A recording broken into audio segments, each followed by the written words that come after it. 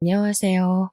형편없는 시댁을 만나 결국 이혼을 하게 된 30대 이혼녀입니다. 누구에겐 시답지 않은 이유가 될 수 있는 사사로운 서름 때문에 이혼을 하게 된 사연을 들려주고자 왔습니다. 결혼을 하게 되면 원래 어느 집에서든 시댁과 친정 문제로 부부 사이에 트러블이 발생하는 건가요? 저희 부부만 그런 게 아니라 다 그런 건가요? 하소연이라도 해서 위안을 얻고 싶어 이렇게 라디오를 찾게 되었네요. 부부가 돼서 한 번도 다툼 없이 살아갈 수는 없다는 거 인정하지만 남편과 제가 서로에게 감정 상하는 것이 어째 우리만의 일이 아니라 자꾸 시댁과 친정이 걸려야만 없는 건지 모르겠습니다. 명절 또한 그래요.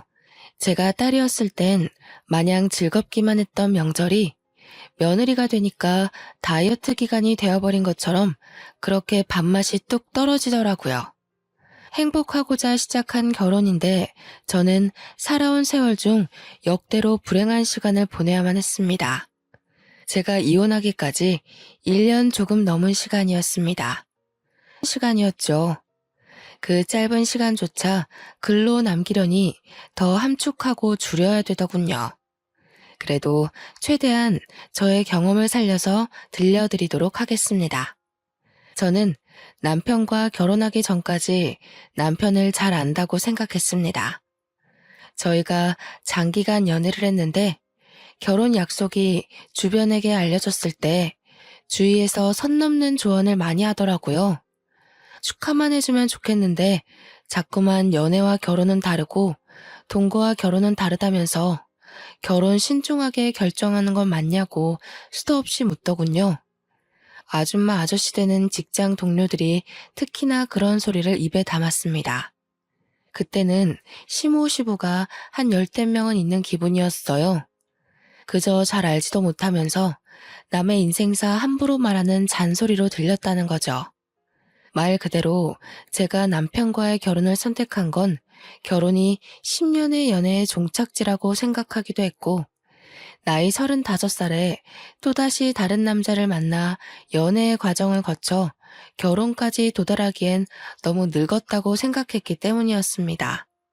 그런데 그렇게 얼렁뚱땅 결혼을 한번 갔다 오고 나니 결혼에는 나이가 중요한 것이 아니라는 걸 지금에서야 깨닫고 있네요. 남편과는 제 첫 직장에서 만나 이어져 온 인연입니다. 남편은 첫인상부터가 순둥순둥한 스타일에 약간 자기 취미에만 푹 빠져 사는 괴짜 느낌이 강한 남자였어요. 그래서 주위에 친구가 별로 없었고 남편과 어울려주는 사람도 굳이 업무 얘기 아니면 다가가질 않더군요. 저는 그런 점이 오히려 마음에 들었습니다. 제가 대학 때 바람둥이 남자친구를 만나는 바람에 그 뒤로 여자인 친구가 없는 사람들만 만나기로 다짐했었거든요. 하필 그 시기에 제 눈에 들어온 사람이 바로 남편이었던 거죠. 다른 동료들은 남편이 사회성이 부족해서 사람들과 어울리기 힘든 성격이라고 했지만 저는 그렇게 보지 않았습니다. 제가 말을 하는 걸 좋아하기 때문에 주로 남편에게 제가 먼저 말을 걸면 남편이 대답을 잘해줬어요. 저는 그런 심심찮은 대화 사이에서 남편의 은근한 개그 포인트를 느꼈는데 그래서 완전한 호감으로 마음을 열었던 것 같습니다. 제가 먼저 대시를 해서 이어진 만남이었고 연애 기간 내내 제 기대와 같이 남편은 주위에 여자 없이 저랑만 어울리는 남자친구가 되어주었어요. 10년의 연애 끝에 결혼을 하게 되었을 시점, 제가 남편을 개과천선시켰다고 해도 과언이 아니었는데요.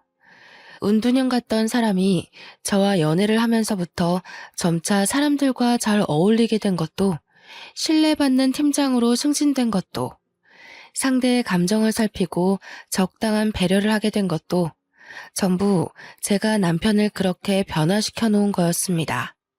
원래 남편을 알던 사람들은 남편의 변한 모습을 신기했고 남편은 어딜 가나 여자친구 잘 만났다는 소리를 들었죠.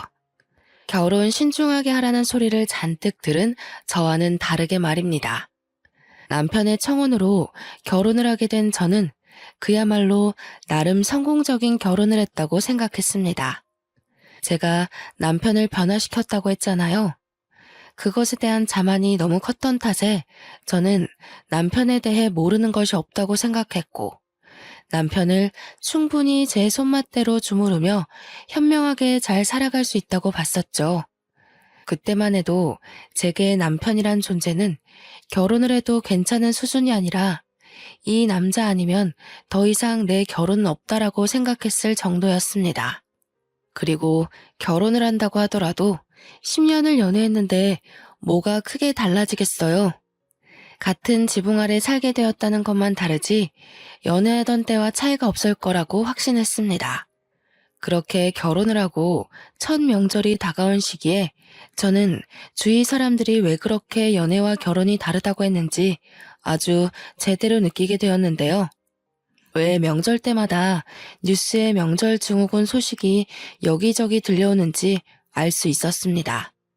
결혼을 하고 첫 설날이 다가오던 때 저는 남편의 낯선 모습을 마주했어요.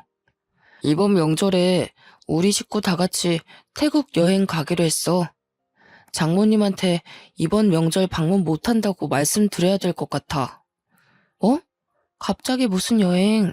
나한테 그런 말 없었잖아. 아니, 안 돼. 우리 엄마는 혼자야. 친척들도 다 서울에 살아서 엄마 들여다봐줄 사람도 없단 말이야. 내가 가야 돼. 다음 명절 있잖아. 그때 종일 친정에 있어주면 되지. 이 여행회사 상여금이랑 명절 보너스 덕분에 가는 거라서 이미 호텔까지 싹 다 예약 끝났단 말이야. 이번만 그렇게 해. 친정 방문을 선심 쓰듯 다음 명절로 미루는 남편을 보고 어이가 없었습니다.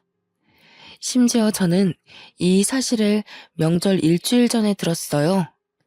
시댁 전체가 태국 여행을 가기로 했고 저도 그 여행을 따라 나서야 된다고 하는데 왜 당사자인 제게 통보하듯 말해주는 걸까요? 제 동의는 구하지도 않고 멋대로 결정한 남편에게 기분이 상한 것도 상한 거지만 배우자에 대한 예의가 없다고 생각했습니다. 그래도 어쩌겠어요. 이미 일은 벌어졌고 결혼을 한 이상 첫 명절만큼은 며느리로서 시댁과 함께 보내는 게 맞다고 생각했으니 따라갈 수밖에요. 엄마한테 전화해서 미안하다고 여행 마치고 돌아오는 대로 방문하겠다고 하니까 엄마는 흔쾌히 상관없다고 하면서 이번에 이모네가 내려오기로 했다고 걱정 말라네요. 오히려 해외 나가는 제 걱정을 더하면서 조심해서 다녀오라고 했습니다. 저희 엄마가 괜찮을 리 없다는 걸 저는 알아요.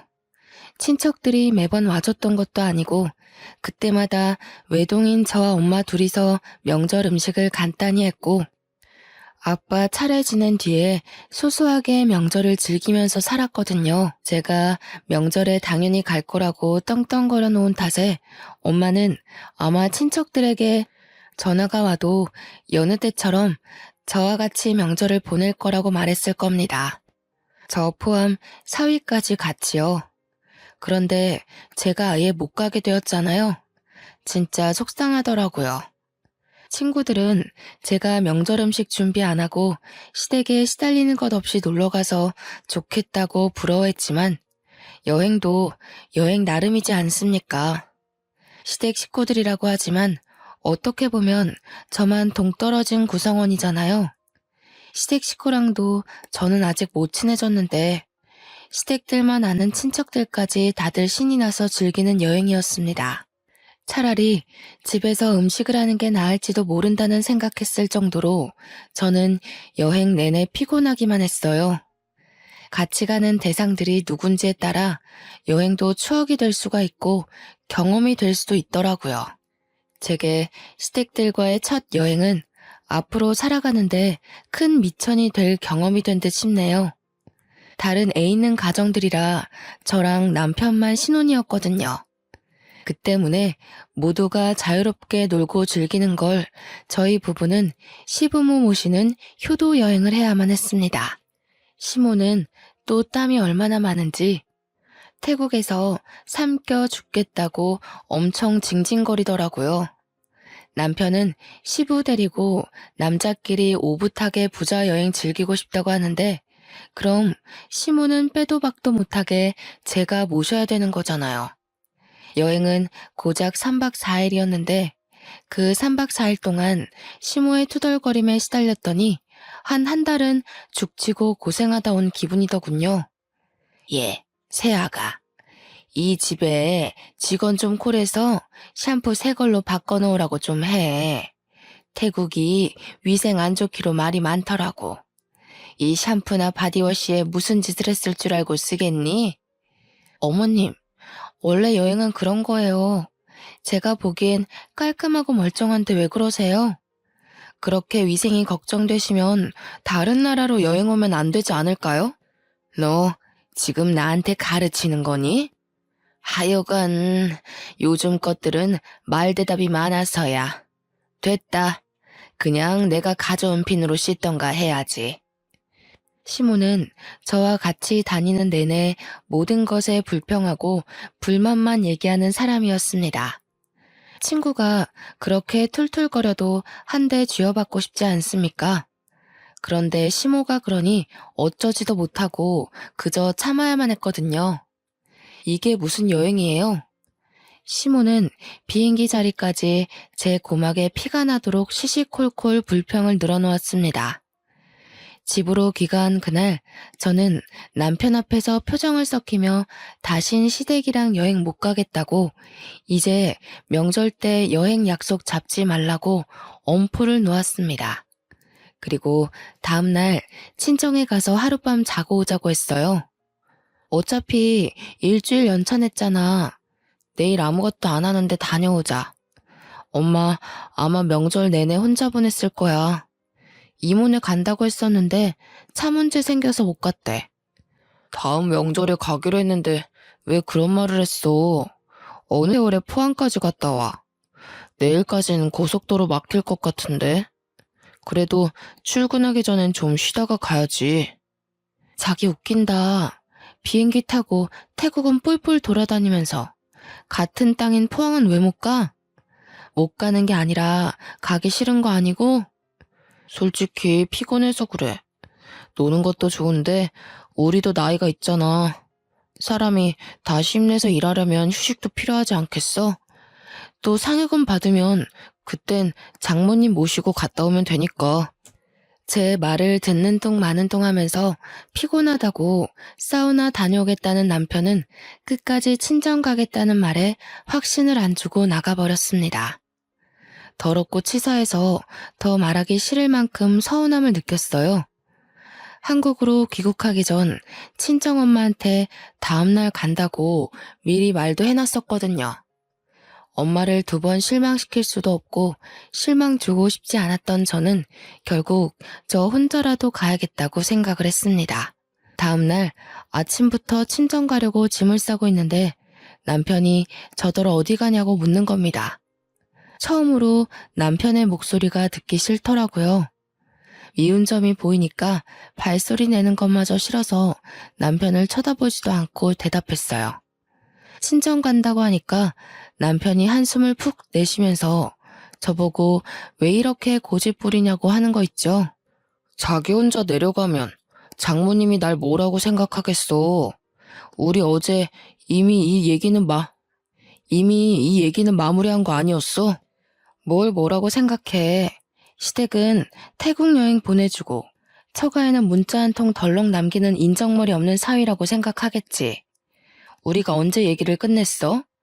일방적으로 자기 말만 하고 나가버린 사람이. 뭐 하자는 거야 지금?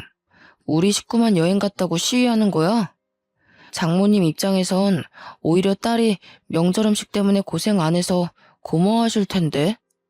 남들은 제발 시댁이 여행 좀 갔으면 좋겠다고 하는데 여보는 뭐가 그렇게 불만이야? 그래서 내가 여행 내내 즐거웠어? 어머님이랑 한방 쓰면서 3박 4일 동안 내가 뭘 했는 줄 알아? 어머님 뒤치다꺼리만 했어. 남의 엄마 뒤치다꺼리 하는 게 어디 보통 일인 줄 알아? 다들 어머님 맞기 싫으니까 나한테 떠민 거면서 오히려 나한테 대접을 해줘야 되는 거 아니야? 뭐? 뒤치다꺼리? 너 지금 말 다 했냐? 엄마가 평소 잔말이 많아서 그렇지. 그렇다고 그걸 며느리 입장에서 욕을 해? 그것도 내 앞에서? 왜? 너희 엄마 함부로 얘기하니까 화나니? 네 엄마 중요한 건 알면 내 엄마가 중요한 건 왜 몰라? 네가 사위라면 적어도 우리 엄마한테 성의는 보여줬어야 되는 거 아니야? 결혼하고 첫 명절이야. 나만 시댁에 잘 보여야 돼? 당신이야말로 얼마나 우리 집을 얕봤으면 감히 내 앞에서 처가를 무시해? 서운한 마음에 말이 억세게 나갔는데 남편이 그것에 화가 났는지 제가 짐 싸고 있는 가방을 발로 뻥 차버리더군요. 그러면서 친정 가주면 될 거 아니냐고 언성을 높이면서 옷만 갈아입고 나오라고 하는 겁니다. 저랑 남편은 대화 한마디도 안 하고 몇 시간을 달려 친정으로 갔습니다. 엄마는 내내 피곤할 텐데 안 와도 된다고 했지만 저희가 막상 도착하니 너무 기쁜 표정으로 반겨주더라고요. 그래도 남편은 엄마 앞이라고 나름 사위 노릇은 했습니다. 길에 소고기를 사서 엄마한테 선물로 주었죠. 같이 후하게 식사를 하고 당연히 하룻밤 자고 가려고 엄마가 마련해준 방에 들어갔는데 남편한테 시댁에서 전화가 오더라고요. 옆에 있던 저는 방 안이 조용하니까 통화를 다 들을 수 있었습니다. 내가 못 산다. 그래서 그 먼 거리를 갔단 말이야? 새아기는 생각이 있는 거니 없는 거니? 해외에서 많은 식구들 인도하느라 애쓴 너를 기어이 끌고 나간 거냐? 당장 새아기 바꿔봐라. 그냥 남편이 알아서 해결했으면 좋겠다고 생각했는데 남편은 꼬박 제게 전화를 넘기더라고요. 여보세요 한마디 하자마자 시모의 카랑카랑한 목소리가 울렸고 이미 남편 통화할 때 엿들었던 내용을 고스란히 다시 들었습니다. 저는 당연히 명절이니까 내 부모님을 찾은 건데 그게 이렇게 욕까지 먹어가면서 스트레스 받고 죄지는 기분을 느껴야 하는 건지 순간 서럽더라고요. 시모가 잔소리 끝나고 알겠냐고 재차 확인하는 말에 저는 화가 나고 눈물 나고 짜증나서 대답도 안 하고 냅다 끊어버렸습니다. 그렇게 집으로 돌아갔는데 남편이 시댁에서 저를 불렀다고 저녁에 같이 시댁에 가자는 거 아니겠어요? 싫다고 했더니 남편이 자기 부모님이 마음 상했다는 걸 구구절절 설명하는데 속이 꽉 막히는 것 같고 더는 듣기 싫었습니다. 그래서 남편 말도 무시하고 시댁을 나몰라라 했더니 한동안 잠잠하다가 어느 날 퇴근하고 귀가했는데 시모가 신혼집에 떡하니 앉아 기다리고 있지 뭡니까. 저를 보는 눈빛이 곱지 않길래 그 눈만 봐도 피곤하고 숨이 막히더군요. 다른 집 며느리들은 음식하기 싫어서 일부러라도 시댁 여행 보내주고 그러는데 넌 뭐가 불만이라서 우리 아들을 구워 삶았니? 내 말 듣기 싫다고 전화기까지 팩 끊어버리고 물어보시니까 솔직하게 말씀드릴게요. 어머님도 아버님한테 시집 가신 거잖아요. 아버님이 어머님 친정은 찾지도 않고 시댁만 챙기면 서운하지 않겠어요? 아버님은 사위 노릇 안 하면서 어머님한테 며느리 노릇 강요한 적 정말 없었어요? 어머님도 시댁살이 겪어봐서 알 거 아니에요? 솔직히 다 여자들 기싸움 때문에 생긴 문화잖아요. 제 말에 시모는 잠깐 흠칫하는 것 같았습니다. 하긴 시부 성격이 꽤 가부장적이던데 차별을 안 당했을 리 없었을 겁니다. 그럼에도 금세 표정 관리하던 시모는 저한테 떳떳하게 주장하더군요. 남편이란 건 당연히 모셔야 되는 존재다. 나 때는 그게 당연했던 때였어. 그러니 내가 시댁 사람들한테 한 소리 듣는 것도 당연하다고 생각했어. 너처럼 불만 품고 대드는 짓은 안 했단 말이다. 내가 친히 걸음해서 경고했으니 앞으로 어찌하나 단단히 지켜볼 거야. 시모는 제게 또 다른 말대답을 들을까봐 자기 할 말만 줄줄줄 말을 하고 불이 나게 신혼집을 떠났습니다. 피곤한 상대 앞에서 자기 할 말만 하고 도망가 버리는 건 남편 하는 짓과 똑같더라고요. 제 결혼이 불행의 길을 걸을 수밖에 없다는 건 이때부터 눈치를 챘어야 했던 겁니다.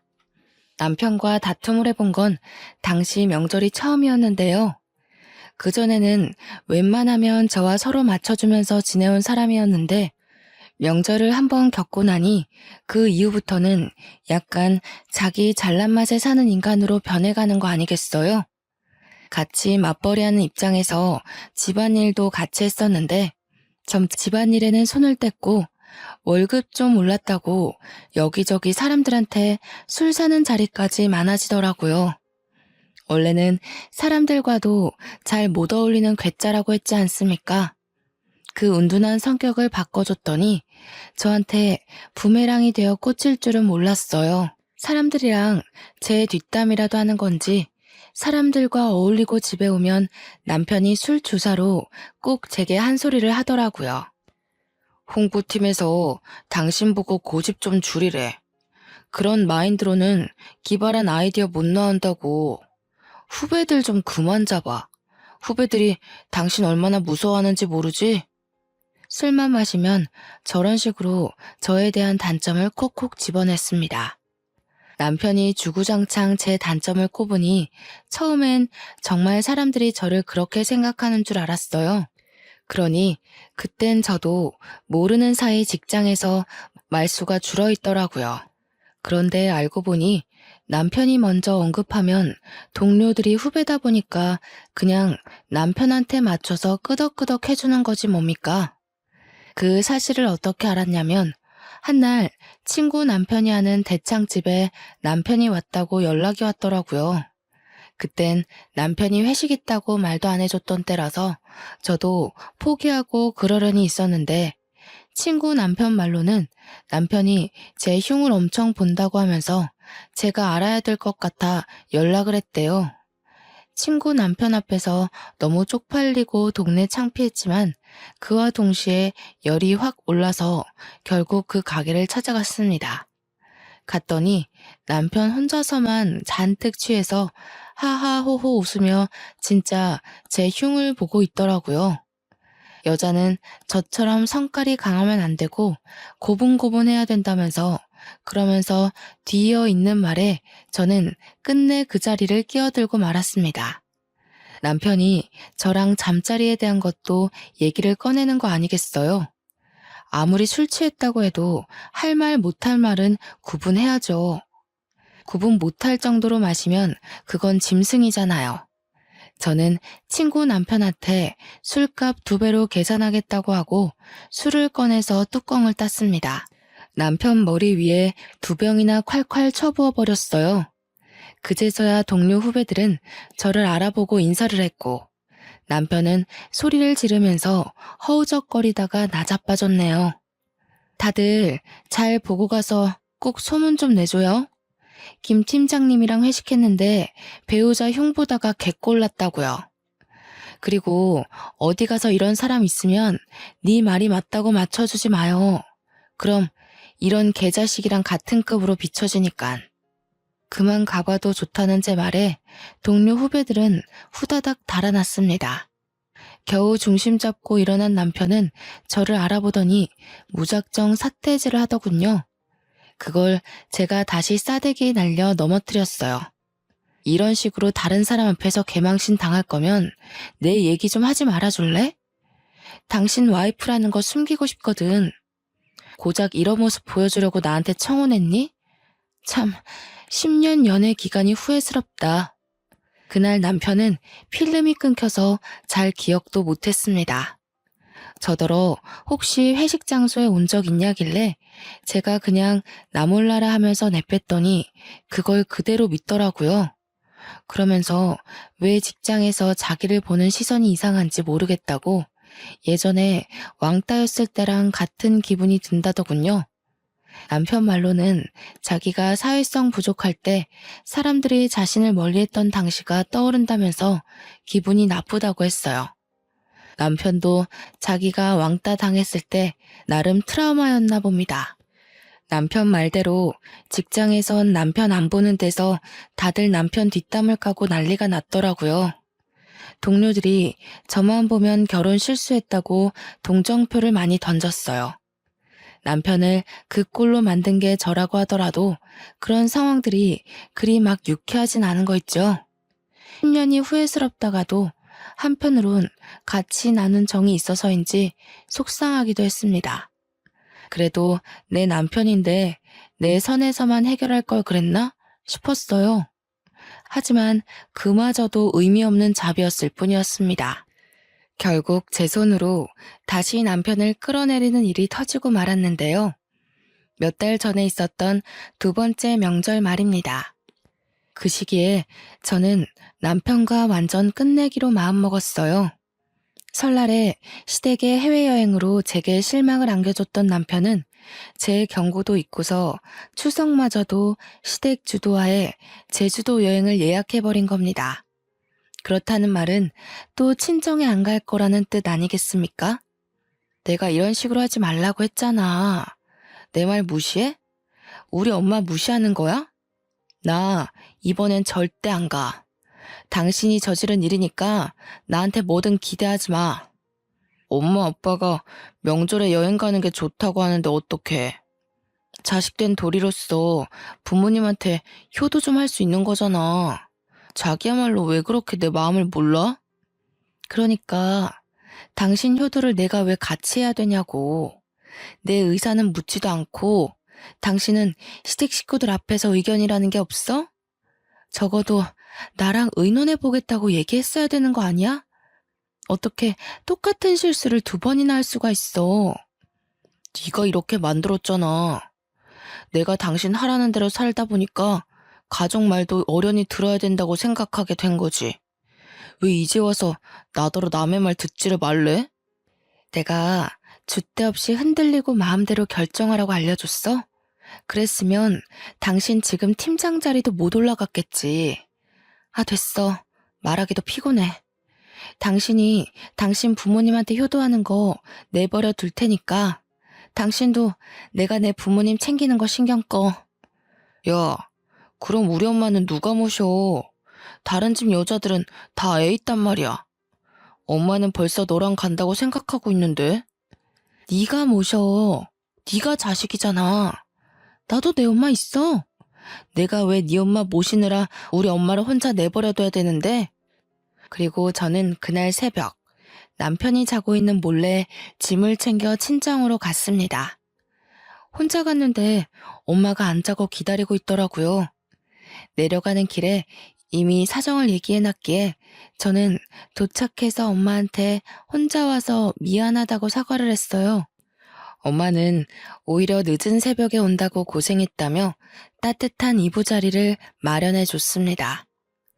오랜만에 엄마 옆에서 자는데 그제야 제가 어떤 사람인지 얼마나 사랑받고 귀하게 큰 딸인지 느껴지더라고요. 저한테 명절은 바로 이렇게 정겹고 따뜻한 날이었는데 어쩌다가 피 튀기는 장이 되었는지 모르겠습니다. 그날 아침 일찍 저는 엄마 여권을 챙겨서 엄마를 모시고 가장 가까운 시간에 일본행 티켓을 예매했습니다. 혹시라도 남편이 친정에 찾아올까봐 속전속결로 진행을 했죠. 엄마를 데리고 그대로 일본 여행을 갔는데 비행기에 있어 몰랐더니 착륙하고 휴대폰을 확인하자마자 남편한테 불티나게 전화가 와 있는 겁니다. 문자도 있었는데 그 중에는 당장 안 돌아오면 이혼이라는 얘기도 있었습니다. 남편이 이혼이란 말을 감히 먼저 꺼내는 것도 제 입장에선 가짠더라고요. 이혼하자고 하면 제가 쫄아서 당장 튀어올 거라고 생각을 했나 보죠. 그럴 리가 있나요? 저는 아싸 잘됐다 싶어서 그 문자에만 동의 답변을 보낸 뒤 전화를 꺼버렸습니다. 그렇게 엄마랑 즐거운 일본 여행을 하는 동안 시댁 생각 안 하고 즐겁게 놀다가 돌아왔습니다. 바로 이런 게 여행이란 느낌을 잔뜩 받았고 제가 얼마나 스트레스를 받고 지냈는지 뼈저리게 느껴지더군요. 저는 일본 여행을 끝내고도 일부러 신혼집을 안 가고 친정에 있었어요. 회사에 연차를 몰아내서 출근도 안 했습니다. 그리고는 남편한테 우편으로 이혼 서류만 보냈죠. 한 일주일 지났을 때 남편이 초췌한 몰골로 친정을 찾아왔더라고요. 자기야, 도대체 왜 이래? 이혼 서류만 보내고 연락도 안 받는 게 어딨어? 제발 집에 좀 들어와. 나 당신 없으면 안 되는 사람인 거 누구보다 당신이 잘 알잖아. 그랬었나? 결혼하자마자 얼굴색 바뀌면서 당신 입맛대로 살길래 이미 당신한테 나는 아무것도 아닌 줄 알았는데 먼저 이혼 얘기 꺼낸 사람이 갑자기 왜 아쉬운 척이래? 아니야. 그건 여행 당일에 당신이 사라지고 없으니까 식구들이 난리 나서 나를 닥달하잖아. 이혼, 그건 홧김에 한 소리였지. 절대 진심 아니야. 그러니까 제발 집에 가자, 응? 왜? 여행 가보니까 당신 식구들이 얼마나 사람 피말리는지 느꼈어? 그래서 앞으로 내가 다시 네 엄마 뒤 봐주길 바래서 온 거 아니야? 절대 아니야. 나 이번에 제주도 여행 갔을 때 죽는 줄 알았어. 엄마가 얼마나 징징거리던지. 당신 태국 여행 때 진짜 많이 힘들었겠다.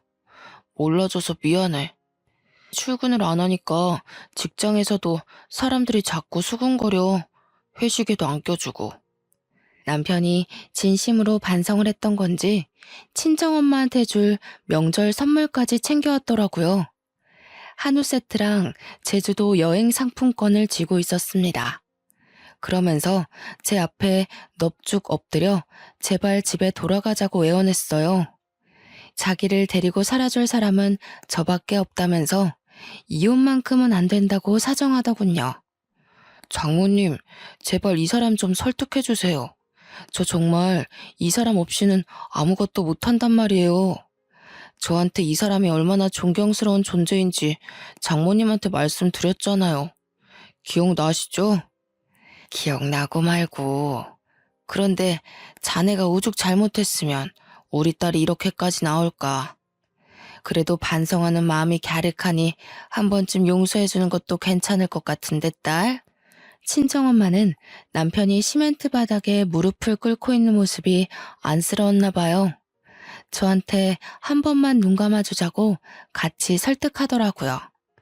하지만 저는 남편이 반성하는 낌새를 보인다고 하더라도 이건 남편과 저만의 문제가 아니라고 생각했습니다. 남편의 생각이 이러한들 시댁의 입장과 다르다면 결국 쳇바퀴 돌듯 같은 짓을 반복하는 셈이잖아요. 저는 그 자리에서 남편한테 말했어요. 시모한테 전화해서 입장이 같다는 걸 증명하라고요.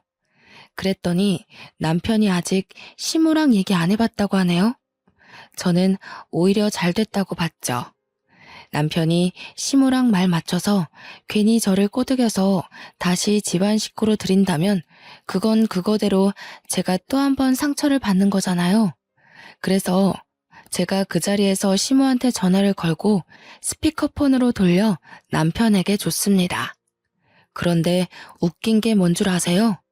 시모가 제 전화를 기다렸다는 듯이 받았는데 받자마자 저한테 쌍욕을 하더라고요. 이런 썩을 년을 봤나. 내가 살다 너처럼 건방지고 제멋대로인 여자는 처음 봤다. 어떻게 명절에 시댁을 나 몰라라 하고 잠수를 탈 수가 있니? 우리 집안의 며느리가 되었으면 책임을 다하고 나를 모셨어야지. 감히 도망을 가? 내가 너 때문에 동네 창피해서 명절에 여행 다녀왔다는 소리도 못했어. 저는 이미 예상했던 시나리오였기에 그리 놀라지 않았는데 남편이 꽤 많이 당황했더라고요. 그런데 문제는 남편의 반응이 아니었다는 겁니다. 더 중요했던 사실은 그 자리에 우리 엄마도 같이 있었다는 거예요. 저를 하대하는 시모의 인성을 엄마가 똑똑히 들었지 뭡니까. 제가 욕먹는 며느리라는 걸 엄마한테 보여주고 싶었던 건 아니었는데 본의 아니게 상황이 그렇게 돼버려서 저 또한 뒤늦게 당혹스러웠습니다. 그뿐만이 아니었어요. 저는 거기서 자식을 둔 부모의 마음은 그 어떤 것에도 비할 수 없을 만큼 강하다는 것도 제대로 느끼게 되었는데요.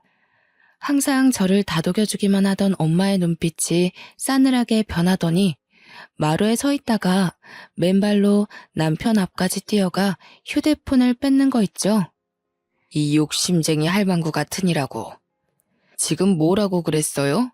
내가 정말 사부인같이 개차반 쓰레기인 여자는 또 처음이네요. 우리 딸이 뭘 잘못했다고 그런 몰상식한 욕짓거리를 내뱉어요? 사람 같지도 않던 그쪽 아들을 사람 구실하게 만들어줬으면 우리 딸한테 넙죽 엎드려 절을 해야죠. 뭐? 누구를 모셔요? 뭐야? 이봐요 사부인. 보니까 지금 며느리랑 같이 있나 본데 며느리가 감히 하늘 같은 시댁한테 어떤 짓을 하고 도망쳤는지 알아요? 명절을 내빼고 거기로 도피해 있는 거라고요. 뭘 좀 알고 따져요. 그 집 아들이 지금 우리 딸 앞에 무릎 꿇고 사정하고 있거든요. 불쌍해서 봐줄까 했더니 역시 안 되겠네요. 그쪽 같은 못난 부모 때문에 자식들이 대신해서 피눈물 흘리는 거예요. 지금 보니 우리 딸이 더러운 구정물에서 도망쳐 온 거구먼. 어머머, 하던지간이라지만 말 그렇게 함부로 하는 거 아닙니다. 당장 사과하세요. 내가 거기 어딘지 찾아가서 뒤집어 놓을 수가 있어요? 바라던 바네요. 내 딸은 내가 다시 데려갈 테니 그렇게 알아요. 그리고 같은 자식 둔 엄마 입장으로 한마디 하겠는데 요즘 세상에서 며느리를 그런 취급하면 당신 아들만 평생 늙어 죽을 때까지 혼자 살다 가는 겁니다. 이 늙구렁이 할망탱이야. 알아들었어? 다신 연락하지 마. 시모와 친정엄마의 말싸움을 보니까 저와 남편 사이의 다툼은 아무것도 아니더라고요. 그렇게 끊긴 전화는 두세 번 더 왔지만 그때마다 엄마가 전화를 받아서 대차게 욕을 해주고 끊기를 반복했습니다. 저는 어안이 벙벙하면서도 한편으론 굉장히 든든하더라고요. 아빠가 일찍 돌아가셔서 내가 엄마를 지켜줘야겠다고 늘 생각하고 살았는데 역시 자식은 부모 품에서 영원히 보호받는 존재인가 봐요. 저는 그날 엄마가 얼마나 강한 사람인지를 단단히 보았습니다. 그 자리에서 저만 놀란 것은 아니었는데요. 남편 또한 선하기만 하던 우리 엄마의 돌변을 처음 보곤 완전 사색이 되어버린 거 아니겠습니까? 남편은 친정엄마를 보고서 더 넙죽 엎드리며 잘못했다고 싹싹 빌기 시작했어요. 그러면서 시모는 자기가 처리한다면서 앞으로 시모랑 저랑 만나게 하는 일은 없게 할 거라고 밑도 끝도 없는 약속을 해댔죠. 하지만 엄마는 이미 제가 시댁에서 어떤 취급을 받는지 들어버린 마당에 남편을 곱게 보지 못했습니다.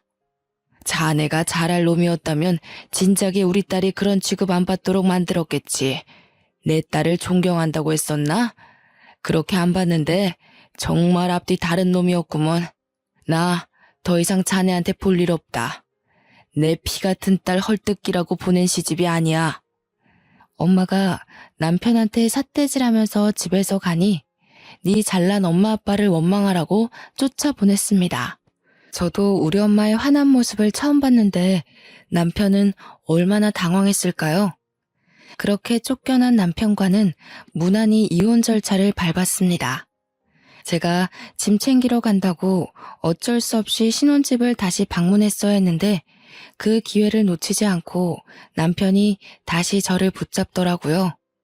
어처구니 없는 건 남편이 이혼 조정 기간을 염두에 계속 제 마음을 설득하고자 하면서도 와중에 시모를 부른 거 아니겠습니까? 여태 제가 남편을 만들다시피 고쳐놨다지만 이 정도로 남에게 의지하는 사람인 줄은 몰랐어요. 제가 없으니 시모한테 얼마나 기대고 있었던 건지 시모한테 저를 설득해달라고 불렀더라고요. 그래, 사부인 건강은 좀 어떠니? 잘 계시고? 언제 한번 모시고 우리 집에 들리거라. 일이 이렇게 되는 바람에 내가 초대를 한번 못했네. 일정 맞춰서 사부인 좋아하는 식사로 대접할 테니 모셔와. 사부인이랑 합의 잘 보고 너희 뜻대로 살도록 해줄게. 그러니 이혼은 취소하거라. 아직도 처지를 모르시네요? 아쉬운 사람이 찾아가야지 우리 엄마가 왜 헛걸음을 하겠어요? 우리 엄마는 이대로 저랑 저 인간 관계가 끝나길 바라고 있어요. 아직도 이혼하면 제가 손해라고 보시나 봐요? 남 걱정할 때가 아닐 텐데요. 저 인간이 직급 승진할 수 있었던 거 다 제 덕이에요. 남편 말로는 시모가 사과하러 온다고 하길래 어떻게 사과를 하나 살짝 궁금했는데 사과는커녕 끝까지 자존심 안 굽히려고 고개 빳빳이 들고 있는 꼴을 보니 굳이 제가 용서할 필요는 없겠더라고요. 그렇게 저는 시댁이 채운 쇠고랑에서 완전히 벗어날 수 있었습니다. 전 남편이랑은 같은 회사니까 어쩔 수 없이 마주쳤는데요. 전 남편이 회사에서 저를 피해 다니더라고요. 삐친 건지 토라진 건지 그런 건 모르겠고 한 번씩 저한테 실수인 척 커피를 쏟는 거 아니겠어요? 유치한 보복인 거 알지만 그게 계속 반복되니까 화가 나대요.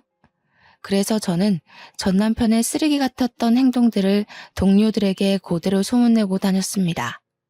원래 그랬던 것처럼 또다시 사내에서 왕따 한번 실컷 당해보라는 뜻으로요. 소문이란 건 제가 적당한 화제거리만 던져줘도 알아서 발이 달려 널리 퍼지더라고요. 심지어 과장이 조금씩 더해지더니 최근에 우연히 들은 소문은 제가 알고 있는 전 남편 이미지보다 훨씬 더 개쓰레기가 되어 있었습니다. 처음엔 다들 제 의견을 들을 때면 전 남편이 그렇게까지 이기적이고 배우자의 소중함을 모르는 사람인 줄은 몰랐대요. 그래서 더 충격이라 소문이 더럽게 퍼졌나 봐요. 이제는 전 남편이 지나가기만 해도 사람들이 수군대기 바쁘거든요. 그러니까 사람은 살던 대로 살아야 된다고 간도 콩할 만한 사람이 감히 시댁을 앞세워서 와이프 무시하고 다니니까 천벌받는 거잖아요. 와이프 욕하는 게 자기 얼굴에 침 뱉는 건 줄도 모르고 신나게 했을 생각하니까 다시 돌이켜봐도 참 한심하네요. 들리는 소문에 의하면 전 남편이 상사한테 깨져서 비상구에서 오는 걸 여자 동료가 봤다고 저한테 말해주더라고요. 항상 윗선에 결제 보고 올리기 전에 제 검토를 받고 갔던 사람인데 혼자서 하려니까 뭐가 많이 안 되는 것 같았어요. 저 없으면 자기는 아무것도 아니라는 전 남편의 말이 지독하게도 공감이 되는 거 있죠. 소중한 줄 모르고 자기 사람이라며 저를 함부로 했으니 꼴 좋네요. 반대로 저는 오히려 결혼을 한 것이 손해였어요. 다들 저더러 전 남편과 왜 결혼하냐고 선 넘는 조언을 해줄 때 들어 먹었어야 했다는 걸 이혼을 하고 나서야 깨달았습니다. 어른들의 말이 무조건 고지식하다는 건 틀린 말이에요. 어른 말 들으면 자다가도 떡이 생긴다는 거. 그거 모른 척 외면하고 결혼을 진행시켰다가 제가 눈물나게 혼쭐났잖아요. 시댁이 아무리 잘나면 뭐합니까? 제가 소중히 여기고 사랑하는 친정을 감히 무시하고 깔보는 시댁이라면 당연히 없는 게 낫죠. 이혼을 하고 난 뒤에야 더 상쾌한 날을 보내고 있는 저는 나이 때문에 결혼해야만 한다는 압박에 스스로를 가두지 않고 자유롭게 마음을 열고서 인연을 만나는 중입니다. 새로운 인연이 닿다 보면 언젠가 제게 알맞은 남자가 나타나지 않을까 기대도 하고 있어요. 대신 다시는 사람을 고쳐 쓰진 않고 있는 그대로의 인품을 보겠다고 다짐을 하면서요. 전 남편과 10년을 만났으니 과거를 되돌아볼 때마다 어쩔 수 없이 전 남편을 떠올려야 할 거예요. 세월 앞에 장사 없는 거 아는데 세월도 뼈아픈 경험을 잊게는 못해주는 것 같아요. 세월 헛되어 보냈다는 생각도 들지만 그래도 한편으론 정말 귀한 경험을 하지 않았나 싶습니다. 전 남편 같은 사람 덕분에 만남의 기간이 사람과의 관계의 필수적인 요인은 아니라는 걸 깨우쳤잖아요. 늦은 나이에 결혼했기 때문에 그만큼 사람을 잘 알고 결혼했다고 생각했는데 사람이란 건 어쩔 수 없이 실수를 할 수밖에 없는 존재라는 것도 알았어요. 세상에 완벽한 사람은 없고 저 또한 미숙한 성인일 뿐이라는 것도요. 제 나이가 40, 50이 되면 어떻습니까? 더 이상은 나이에 쫓겨서 제 인생을 버리는 식으로 결혼을 하고 싶진 않네요. 주변인의 눈치에 줏대 없이 흔들리는 것도 문제지만 저처럼 주변이 조언을 잔소리로 듣고 귀를 닫아버리는 것 또한 문제가 아닌가 싶습니다. 저도 이번 계기에 제 자신의 헐랭이 같았던 태도를 좀 되돌아볼 수 있었어요. 제 자신을 위해서라도 필요한 조언을 걸러 들을 수 있는 길을 길러야겠다고요. 여러분들은 어떠신가요? 주변인 말 안 듣고 내 입장 밀고 나갔다가 실패를 하신 적은 없나요? 저보다 더 훌륭한 경험을 하신 분들 많을 거라 생각합니다. 그 모든 것들이 청취자분들의 발목을 잡는 게 아니라 미천이 되는 경험이었으면 좋겠네요. 제가 준비한 사연은 여기까지입니다. 비록 제 사연의 결말은 이혼이지만 제겐 이혼녀라는 것이 꼬리표가 아니라 삶의 고충을 이겨냈다는 머리표라는 것을 자랑스럽게 말씀드리고 싶어요. 긴 사연이었습니다. 들어주셔서 너무 감사합니다.